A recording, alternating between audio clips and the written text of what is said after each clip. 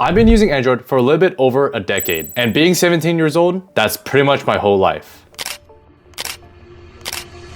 So, how did this happen? This isn't an Android versus Apple video. This is about how ecosystems form, how they slowly restrict you, and how they quietly change how you live and work. Let me tell you how each device entered my life in chronological order. Let's start off with the phone. I started on LG. Yeah, I know, that's something you rarely hear now. Because back then, I loved tech for its quirkiness, and I just wanted something fun. Over time, I grew up. I started using my phone for school, for work, for everything. That's when I switched to the most convenient option, Samsung. And if you get annoyed by people glazing Apple, you haven't heard me glaze Samsung. I was a full-on fanboy. Like literally every new feature, I just mock Apple all the time, talking about how behind they were and how people were getting scammed. I genuinely hated Apple. All my friends would get annoyed because I acted like I was better than them. Then I got addicted to music. I became an audiophile, looking at frequency graphs, obsessing over IEMs, headphones, tuning, everything. Naturally, I tried the convenient options first. Sony, Sennheiser, Google, Samsung. And here's the frustrating part. They all broke under a year, or I just hated the sound and build. That's when I realized something I didn't want to admit. The AirPods had the best combination of tuning, build quality, and features. I just wanted something convenient, reliable, and with decent sound quality. So I bought the AirPods Pro 2. At the time, I was still in denial. I told myself, they're not that ecosystem locked. They paired fine, audio was the same, and most features were still there. However, there was no ear detection, annoying, but still manageable. There was also no battery indicator on your phone, which I found was okay because the battery already lasted all day. The only real issue I had was that there was no app, or pretty much no software support. Out of the box, there's not even a mode to turn off ANC and transparency mode. And if you wanted that toggle, you had to have an iPhone. So I just borrowed my dad's iPhone, toggled the setting on once, unpaired the AirPods, and that was it. Really, if you have one Apple device like a MacBook or iPad, or anyone who owns Apple products, you can just ask to borrow their device. That should have been my warning sign.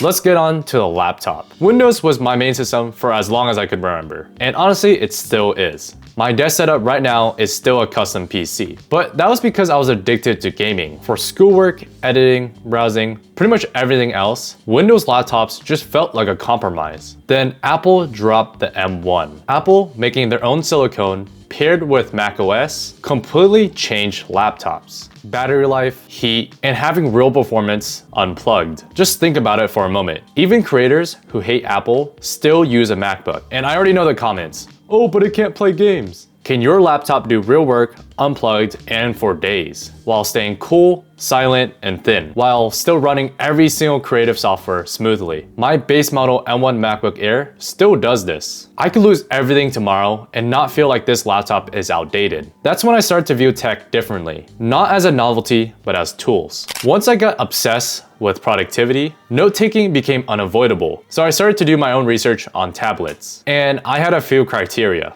It had to be mid-sized, reasonably priced, modern and future-proof, and has very strong app support. I think this is where software matters more than hardware. In my opinion, on tablets, once the hardware is good enough, the software is what decides everything. I wanted DaVinci Resolve, MD Vinyls, all my Japanese study apps, panels, and Noteful, or any app I will fall in love with in the future. And the reality is, most developers build for Apple first. So I decided to buy a used iPad Air 5th generation, M1 chip, modern design, and I found only two downsides. No 120 Hz, and it's not an OLED, which were both locked behind the iPad Pro. However, this was a productivity device, so I don't think this matters that much. And when I got this iPad, people started to ask, are you an Apple person now? Here's the thing, individually, none of these products lost their functionality because I was on Android. With iMessage, I just use Instagram or Google Messages. AirDrop and file transfer, there are many workarounds for that. And everything had no friction and worked perfectly fine. But it was starting to feel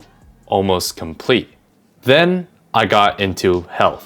Fitness, sleep, heart rate, all of it. I started watching videos on how health affects every aspect of life. And inconveniently, Apple Watches are one of the best fitness trackers out there. My two biggest alternatives was Whoop and the Google Pixel Watch. And by the way, if you're wondering, there's this amazing YouTuber that I watch to get almost all my information, and I base most of my purchasing decisions off of him. If you want to check out his channel, I will link it down below. But for me, Whoop was instantly out. I would never see why you would pay a subscription for hardware you already bought. And honestly, the Pixel Watch was actually a better fit for me as an Android user. But when I was scrolling around, I saw an amazing used deal on an Apple Watch Series 9 for around $100. Here's the problem. You can't even activate it without an iPhone. So I had to pair it with my dad's iPhone with all smart features off, and it just acted as a pure fitness tracker. And that's where the ecosystem stopped being fine and started to feel restrictive. This is probably the only device I just don't recommend at all with mixing. It's the device that made me feel the ecosystem pressure. Here's what I learned from all my experiences.